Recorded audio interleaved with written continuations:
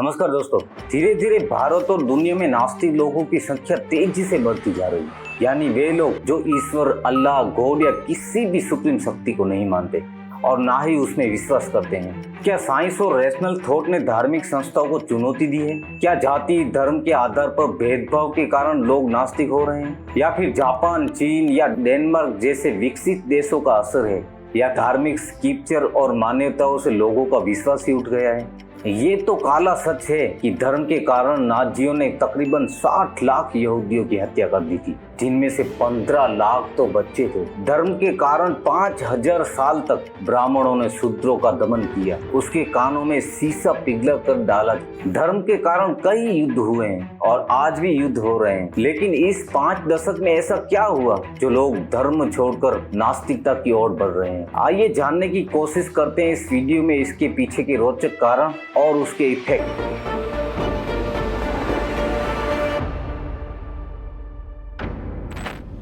2020 का डाटा बताता है कि दुनिया में 7% लोग नास्तिक थे और ये आंकड़ा दिन ब दिन इंक्रीज होता जा रहा है। शायद आने वाले दशक में ये आंकड़ा 30% से भी ज्यादा पहुंच सकता है। 23 के वर्ल्ड पॉपुलेशन रिव्यू के अकॉर्डिंग दुनिया में सबसे ज्यादा नास्तिक लोग चीन में रहते हैं। 91% लोग किसी भी धर्म को नहीं मानते।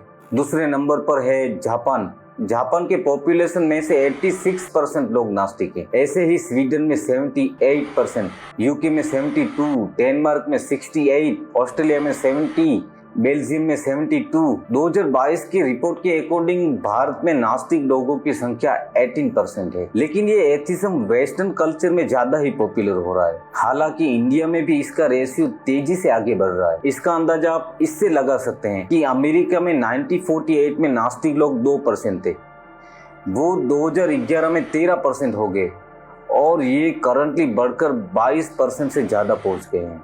नास्तिकता का कोई क्लियर डेफिनेशन नहीं है, लेकिन उनका मानना है कि कोई भी सुपीरियर शक्ति नहीं है और ना ही कोई गॉड, ईश्वर, अल्लाह। उनका मानना है कि साइंस के अलावा कोई भी सुप्रीम शक्ति इस दुनिया में एग्जिस्ट नहीं करती है। जो लोग नास्तिक होते हैं उनके बिलीवर्स रिलीजन टीचिंग और स्क्रिप्चर्स की बजाय साइंटिफिक रीजनिंग और रैशनल थॉट के बेस होते हैं। लेकिन नास्तिकता कोई नई फिलोसॉफी नहीं है, बल्कि इसके रूट एशियाई सिविलाइजेशन के तक जाते हैं। प्राचीन ग्रीक भाषा के आरंभिक भाग में एथो शब्द मिलता है, जिसका अर्थ होता है ईश्वर विहीन। इस शब्द को पहली बार निंदा के शब्द के रूप में इस्तेमाल किया जाता था। मोटे तौर पर इसका अर्थ अधर्मी होता था। और कुछ शोधकारों का मानना है कि नास्तिकता शब्द फ्रांस के एथी से लिया गया है और अंग्रेजी में लगभग पहली बार 1587 में दिखाई देता है। पिछले कई सदियों से साइंस, टेक्नोलॉजी, रीजनिंग के बीच हमेशा डिबेट चलती रही थी। लेकिन रीजन टाइम में साइंटिफिक अंडरस्टैंडिंग और टेक्नोलॉजी इनोवेशन की रैपिड एडवांस के कारण एक बड़ा सा शिफ्ट आया है, जिसने एथिज्म को बढ़ावा दिया है। जैसे जैसे यूनिवर्सिटी में मिस्ट्री, साइंटिफिक डिस्कवर करके उस पर पर्दा उठ रहा है, वैसे वैसे एथिज्म आगे बढ़ रहा है। पहले जब भी कुछ होता था तो वो हम भगवान को जिम्मेदार ठहराते थे, लेकिन एडवांटेज की वजह से धीरे धीरे हम एक्सप्लोरेशन ढूंढने लग रहे हैं। एग्जाम्पल के तौर पर कई लोग चेचक रोग को शीतला का नाम दे दिया था, यानी शीतला माता, उसके मंदिर बना दिए, उसे भगवान का रूप दे दिया था। लेकिन 18वीं सदी में इस बीमारी से लगभग 4 लाख यूरोपियन लोगों की मौत हो गई थी। 1/3 तो अंधे हो गए थे। 20वीं सदी में लगभग 300 से 400 मिलियन लोगों की मौत के जिम्मेदार सिर्फ शीतला या चेचक रोग था। लेकिन एडवर्ड जेनर ने वैक्सीन बनाई और वैक्सीन से आज पूरा देश या पूरा विश्व रोग से नाबूद हो गया। पहले कई लोग बारिश के लिए प्रार्थना करते थे और पूजा अर्चना किया करते थे, लेकिन आज रेनफॉल को साइंटिफिक सिस्टम से फ्लो किया जा सकता है, जिससे ये पता चल जाता है कि बारिश कब होगी, कहाँ होगी और कैसी होगी। यानी नेचुरल प्रोसेस और ओरिजिन लाइफ के बारे में नॉलेज के कारण ट्रेडिशनल रिलीजन को चैलेंज किया है। इतना ही नहीं, मॉडर्न टेक्नोलॉजी ने बिना किसी रिलीजन के हेल्प से सोसाइटी को मदद की है, चाहे हेल्थ केयर हो, एग्रीकल्चर हो, कम्युनिकेशन स्किल हो। साइंस की वजह से लोगों की प्रॉब्लम के प्रैक्टिकल सॉल्यूशन मिले, जिससे वो सुप्रीम पावर की नीड को कम कर दिया है। फिलोसॉफी, साइकोलॉजी और सोशियोलॉजी में भी एडवांसमेंट के कारण लोगों में सेक्युलर और एथिज्म बढ़ा है। दोस्तों, एक समय था जब हम किसी भी प्रकार के प्रिंट मीडिया, बुक्स, न्यूज़पेपर और मैगजीन पर निर्भर होते थे, लेकिन आज इंटरनेट के साथ एक बड़ा ही रेवोल्यूशन आया है, जिसने पूरी दुनिया को इंफॉर्मेशन देना आसान जरिया बना दिया है। इंटरनेट के जबरदस्त इम्प्लीमेंट के कारण आज कोई भी इंफॉर्मेशन आपकी उंगलियों के फिंगरप्रिंट पर है। उसकी वजह से भी लोगों में रिलीजन बिलीफ कम हुए हैं। इस डिजिटल वर्ल्ड में लोग डिफरेंट व्यू को एक्सप्लोर कर रहे हैं और ट्रेडिशनल रिलीजन की टीचिंग को भी क्वेश्चन कर रहे हैं। जब तक लोगों के लिए इंफॉर्मेशन पाना आसान नहीं था, तब तक रिलीजन कम्युनिटी सारा नैरेटिव सेट करती थी। यही रिलीजन कम्युनिटी बताती थी कि क्या सही है और क्या गलत, और सारे लोग इस चीज को मान लिया करते थे। और रिलीजन कम्युनिटी बताती थी कि सुप्रीम पावर को मानना चाहिए और उनकी पूजा करनी चाहिए। धार्मिक ग्रंथों में जो भी लिखा है वो सही है और उसे हम काउंटर नहीं कर सकते।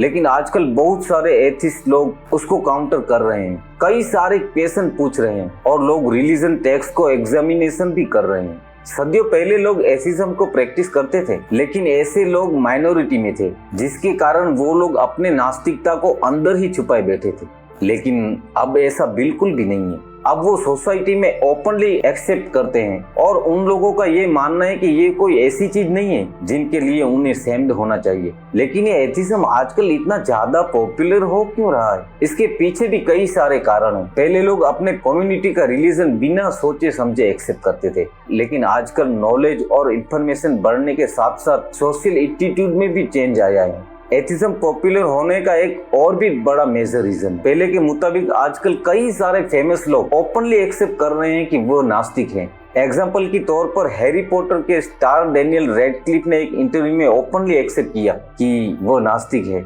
लेखक सलमान रशीद भी खुद को नास्तिक मानते हैं। सिर्फ यही नहीं, फेसबुक और इंस्टा के फाउंडर मार्क जुकरबर्ग भी अपने को नास्तिक कहते हैं। हमारे बॉलीवुड के जाने माने डायरेक्टर राम गोपाल वर्मा, जाने माने एक्टर प्रकाश राज, बाहुबली पिक्चर बनाने वाले राजा राममौली और आज की दौर में ऐसे फेमस यूट्यूबर ध्रुव राठी भी खुद को नास्तिक के रूप में आइडेंटिफाई करते हैं। ऐसे पॉपुलर लोग ओपनली एक्सेप्ट करते हैं, इसकी वजह से एथिज्म प्रमोट भी होता है। दुनिया में ऐसे भी कई लोग हैं जो नास्तिक लोगों को एक्सेप्ट नहीं करते, लेकिन ऐसे लोगों का आंकड़ा दुनिया में तेजी से कम हो रहा है। कई यूनिवर्सिटियों का मानना है कि नास्तिक लोग अच्छे, अहिंसक और विवेक होते हैं। नास्तिक लोगों का खुद का मानना है कि कभी किसी को नुकसान नहीं पहुंचाना चाहिए, कभी किसी की निंदा नहीं करनी चाहिए और ना ही किसी को नीचा दिखाना चाहिए।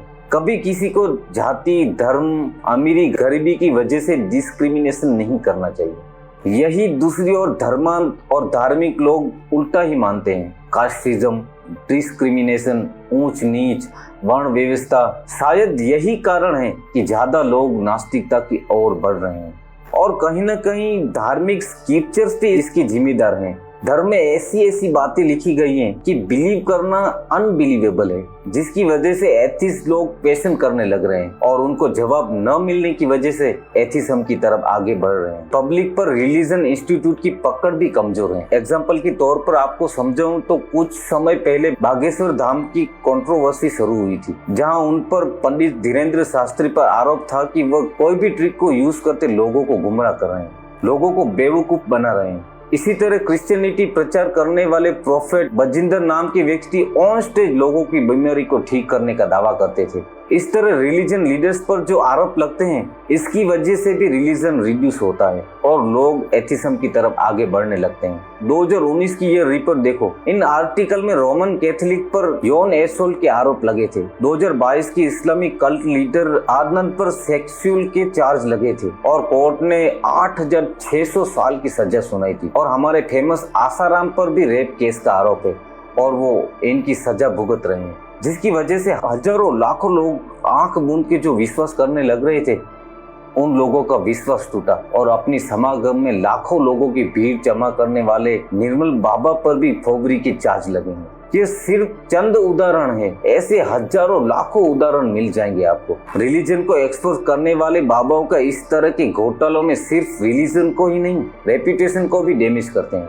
हर सिक्के के दो पहलू होते हैं और एथिज्म भी सिक्के का दूसरा पहलू है। एक तरफ साइंस, टेक्नोलॉजी एडवांसमेंट और बेटर एजुकेशन की वजह से सुप्रीम पावर को इग्नोर कर रहे हैं या फिर उसे चैलेंज कर रहे हैं, वही दूसरी ओर कई सारे डॉक्टर ऐसे हैं जो कुछ भी काम करने से पहले भगवान को नमन करते हैं या फिर वो पूजा अर्चना करते हैं। एक तरफ से हमने सम्राट अशोकों को भी देखा, वह बुद्धिज्म के लिए अपने पुत्र और पुत्री को श्रीलंका भेजा था। वहीं दूसरी तरफ हमने पुष्पमित्र शुंग को भी देखा, जिसके लिए कहा जाता है कि जिसने सिर्फ 84,000 बुद्धिस्ट लर्निंग सेंटर को तोड़ा, बल्कि बुद्धिस्ट मंक को भी मौत की घाट उतार दिया और बुद्धिस्ट के सिर लाने वाले के लिए हजारों का इनाम भी रखा था। मतलब नास्तिकता बढ़ रही है, लेकिन भगवान को मानने वालों लोगों की भी कमी नहीं है। और हमें देखना ये रहेगा कि आने वाले समय में दोनों चीज एग्जिस्ट करती है या फिर सिर्फ नास्तिक लोग।